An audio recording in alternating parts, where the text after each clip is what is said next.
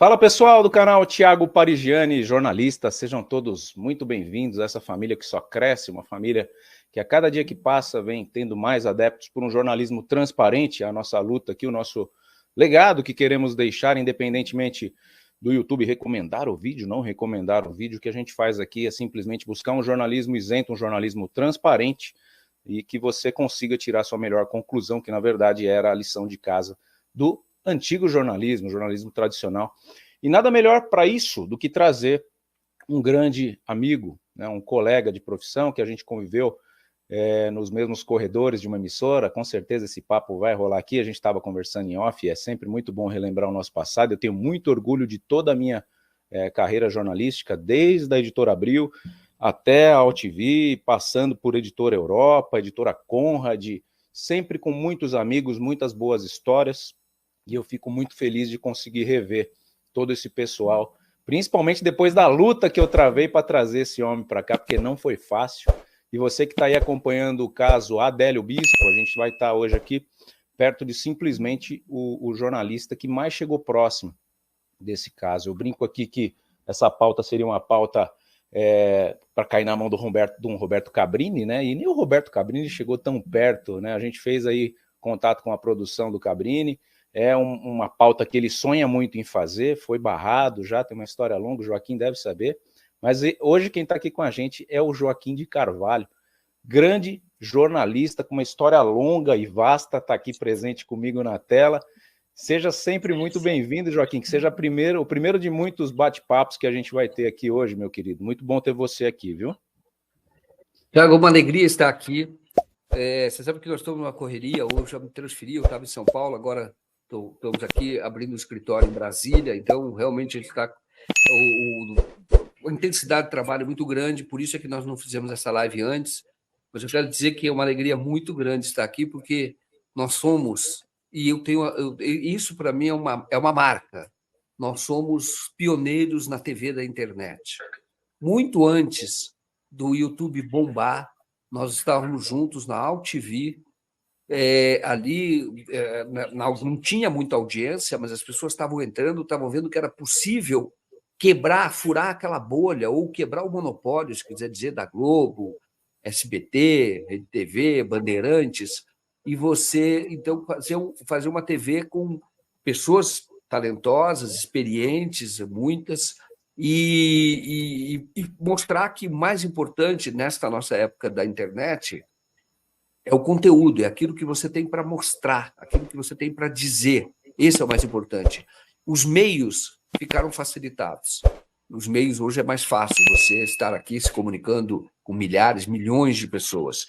Não era assim, e nós fomos pioneiros nisso. Então, é uma alegria estar aqui com aquele que, vamos dizer assim, eu comparo a vida como se fosse uma trincheira. A gente está numa luta diária, entendeu? Sempre aí no caso do jornalismo, buscando aí a verdade factual, é uma trincheira. E nessa trincheira você tem vários combatentes. E aí você é um combatente, entendeu? Está ali na trincheira buscando a verdade factual, tentando explicar um pouco essa complexidade, né? Tentando trazer de maneira simples ou traduzir com simplicidade tudo o que acontece hoje na nossa sociedade. São muitos assuntos que precisam ser explicados. Um deles é justamente esse tema que você traz, que é o caso do Adélio Bispo de Oliveira, e que nós cobrimos, de fato, com intensidade. Eu posso contar depois como é que eu resisti a entrar nessa história, mas depois que eu entrei, eu vi que é uma história mal contada, contamos algumas coisas, mas temos mais coisas para contar. Sei que você também tem fonte nessa área, busca essa verdade factual, e estamos aqui para trocar ideia hoje, trocar informação e trocar ideia. Então, conte comigo para esta live. E muito obrigado pelo convite mais uma vez. Muito bom. Eu que agradeço, de verdade, é uma honra muito grande para mim, que estava conversando com o Joaquim nos bastidores, era um foca na AltV, né? Para quem não sabe o que é um foca, é aquele jornalista que está ali engatinhando. Eu tinha já uma casquinha, vinha ali da Editora Abril, mas para televisão era a minha primeira experiência, sempre foi o meu sonho fazer televisão. Na verdade, acabei caindo na Editora Abril, porque gostaram das minhas redações. O professor Edson Rossi me chamou e falou, vem para cá escrever. Eu falei, putz, escrever, cara? Eu estou estudando para cobrir uma Copa do Mundo, uma Olimpíada, eu quero ir para a televisão, ficar famoso. Com 17 anos, o jornalista pensa dessa forma.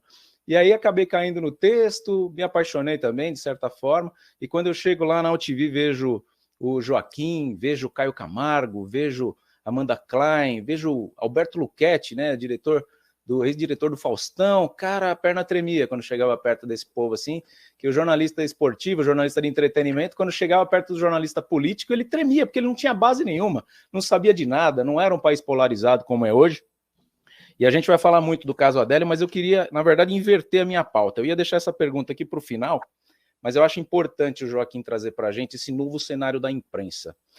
O que aconteceu, Joaquim? A gente tinha um país até 2013, né, que acatava, que estava tudo bem, a esquerda estava dominante no poder, ninguém questionava muito, vinha um Aécio Neves, mas ninguém via como resistência. E, de repente, aparece uma questão de passagem de ônibus que desencadeia uma manifestação de rua, né, e o pessoal acaba querendo justiça e começa a puxar fios e mais fios, aparece uma lava-jato, aparece um impeachment da Dilma e uma eleição do Bolsonaro, e o mundo explode numa polarização absurda, e aí criam-se imprensas paralelas, ao meu ver. Hoje em dia existe muito mimimi, né? O inscrito num canal que é posicionado mais à direita, quando começa a falar em favor da esquerda, ele sai, e a mesma coisa acontece do outro lado. Eu queria que você me explicasse esse fenômeno de divisão da imprensa, porque antigamente a pessoa queria saber a verdade dos fatos, ela ligava ali no Jornal Nacional, confiava no que o Bonner e o Cid Moreira estavam falando e ia dormir em paz. Hoje em dia não é mais assim. O que você acha que aconteceu nesse jornalismo nichado e até que ponto a credibilidade do jornalismo hoje fica abalada por conta da indústria do clique? Eu acho que tem a ver, justamente, com o que nós falamos aqui no início, com o acesso das pessoas à internet. Isso tornou todos nós produtores de conteúdos, todas as pessoas. Então, o mundo, ele era mais, vamos dizer assim, as coisas eram mais fáceis de serem identificadas, como você falou muito bem. Você via o Jornal Nacional e você estava informado. As coisas importantes estavam ali e você podia dormir em paz porque você estava informado de alguma maneira. E é claro que esse tipo de comunicação, esse modelo, né, de comunicação, ele produzia distorções, claro. Que tinha um monopólio absurdo. Posso dar aqui o exemplo, por exemplo, né? Eu posso dar o exemplo da eleição de 89, que houve manipulação e a Globo editou um debate de maneira desonesta e influiu o resultado eleitoral naquela ocasião. E aí eu tenho vários outros exemplos em que a Globo... Quem que foi o presidente da ocasião? 89 foi o candidato era o Collor e o Lula. Então, naquela ocasião, houve um debate em que o Collor se saiu melhor que o Lula, é fato. Mas a Globo fez um debate, uma edição do debate em que parecia que o Lula era um completo inepto, um cara completamente despreparado, e o Fernando Collor um estadista. Uma manipulação absurda. Poderia ter refletido ali a edição do debate, ou com a edição, poderia ter refletido até que o Collor se saiu melhor naquele segundo debate. Houve 2 debates, o primeiro o Lula saiu muito melhor, o Lula dobrou a votação dele depois desse primeiro debate, mas no segundo o Lula realmente não foi bem. Mas também não foi do jeito que a Globo mostrou. Mas o que eu estou querendo contar com isso é que nós havíamos vamos dizer, era um mundo tranquilo, de certa forma, as coisas eram mais fáceis de serem entendidas, mas era um mundo talvez mais perigoso até, porque a exploração ou essa manipulação levava à consolidação de um poder que sempre ficava na mão de poucos. Então, era impossível você ter novos atores na política. Você pode ver que eram sempre... Os políticos eram aqueles políticos mais antigos, que eram bons. Mas quando você não tem adversário, é meio fácil ser bom, né? Porque o que você fala é a verdade absoluta, quase que absoluta. Aí, quando surge a internet, ela vai ganhando espaço, as pessoas vão se tornando produtores de conteúdo. E também há uma transformação legal, que, na minha opinião, Isso é negativo. Se você for ver, hoje, o fato de você ter essa explosão de blogs, ela decorre também de uma mudança até legislativa, ou mudança não é legislativa, judicial, nesse caso, o entendimento da Constituição. Foi quando o Supremo Tribunal Federal votou uma ação em que diz que qualquer um pode ser jornalista. Foi aí que Então, começou a degringolar, né? Foi antes do YouTube. foi aí, foi antes do YouTube, já preparando para o YouTube.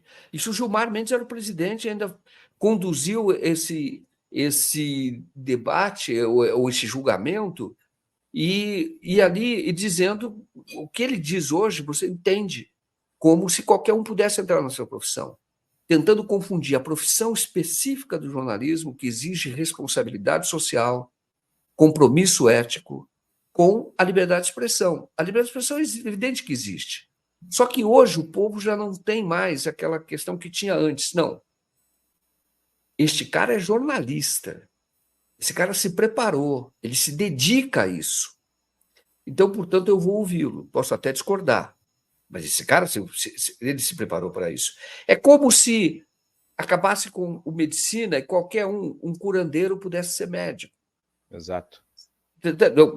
O curandeiro tem as suas práticas que têm que ser respeitadas, mas ele não é um médico. Então, o médico tem a ver com uma sociedade de ultra especialização como a sociedade moderna, que tem que ser regulamentada, as atividades têm que ser regulamentadas. Então, ou qualquer um pudesse ser professor, sem ter se preparado.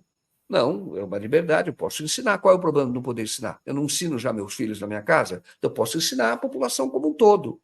Não, mas a sociedade tem que ter regulamentação, ela tem que ter regras. E isso faz com que as pessoas olhem para aquele segmento e falem, esse cara é jornalista. Então, eu vou ouvi-lo. Porque ele se dedicou a isso, ele fez faculdade, que é o que nós fizemos.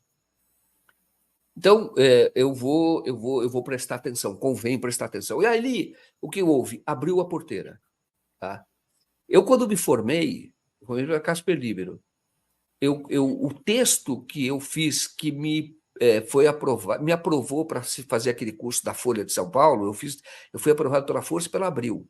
Aquele que me aprovou pela Folha, eu justamente batia na própria imprensa, e eles me selecionaram por isso. Porque a campanha da própria Folha, sobretudo, mas os outros também faziam campanha, e eles queriam acabar com a exigência do diploma. E era uma luta antiga, isso discutiu na Constituinte, a Constituinte manteve o diploma, só que aí houve outro entendimento do Supremo Tribunal Federal. Naquela ocasião, eu escrevi que a questão do diploma era muito mais que proteger a sociedade, porque quem vai fazer uma faculdade, ele leva aquela profissão a sério. Ele tem aquele compromisso com a profissão, ele está se preparando para isso. E se você não exigir mais diploma, primeiro, isso vai ser bom para os patrões, porque ele amplia a oferta. Isto é, ele pode buscar profissional onde ele quiser. Isso acaba reduzindo a qualidade, rebaixando a qualidade. Então, já apontava para isso. E aí o que acontece? Quando você tem 2013, todos viraram... Ali foi o auge desse caos da profissão. E quem perdeu foi a sociedade. Porque todo mundo virou jornalista justamente naquelas jornadas de junho. Então surgiu, por exemplo, nada contra, mas era mesmo, estou falando num campo mais progressista, que era o Mídia Ninja. Então, eles publicavam tudo bruto, sem edição nenhuma. Deixou de ter a mediação, deixou de ter a necessária presença de alguém que conte a história e organize as informações. Isso que o jornalista faz. Ele se prepara para isso. Então, eu vou organizar todo esse caos e vou contar. Ali, o Mídia Ninja, por exemplo, e eu estou fazendo uma crítica que teve coisas positivas, e tem coisas positivas no Mídia Ninja, mas não confunda isso com jornalismo. E aí era bruto. Então, começou a incentivar que surgissem grupos que você não sabia direito, ninguém conseguia identificar se era de direita, se era de esquerda, aqueles que se apresentavam de esquerda, mas estavam servindo à direita. Começou a confundir tudo, porque faltou contador de história, faltou aquele que tem o respeito da sociedade e que ele vive para isso e conte, olha, o que está acontecendo é isto, creia em mim. Isto é perigoso, porque isso é isso, isso é isso. Naquele primeiro momento, eu até, como cidadão, no primeiro momento eu fiquei impressionado. E impressionado positivamente. Eu digo, nossa, talvez estejamos num ponto de transformação da sociedade que seja importante, uma democracia radical, né? Mas eu me desencantei, percebi para onde ia. Na hora eu olhei por conta do quê? Porque aí você usa essa baderna que ocorreu da comunicação, que ninguém sabia direito o que estava acontecendo. Aí aqueles que são mais organizados, porque eles ainda sobrevivem, eles manipulam essa história que é contada como baderna. Eu vou te falar de maneira mais simples. Pessoal, olha só, presta atenção nessa dica de ouro que eu vou te passar ela só mais uma vez, tá? O nosso manual prático anti-endividamento vem sendo um grande sucesso. Tá tirando pessoas da posição de super endividados para pessoas poupadoras de dinheiro. Principalmente você aí que está comprometido com empréstimo consignado, você que é aposentado, que é pensionista, que é servidor público e até você mesmo de carteira assinada, você sabe do que eu estou falando. Se a tua situação é essa, de pessoa super endividada, não perde tempo. Vem para cá, o Thiago Parigiani, parceiraço nosso aqui, conseguiu desenvolver esse manual prático que está mudando a vida de milhares de pessoas. A gente trouxe para você recentemente uma leva de 30 oportunidades ímpares para que você pudesse adquirir esse manual prático por apenas R$ 49,90. Infelizmente, isso acabou e voltou para o valor normal de R$ 499,90. Mas eu quero te dar uma excelente notícia agora. A gente está com um pacote novamente agora promocional, também por tempo limitado, de apenas R$ 99,90 para as 30 primeiras pessoas que entrarem em contato conosco através do link que eu vou deixar aqui à disposição de vocês.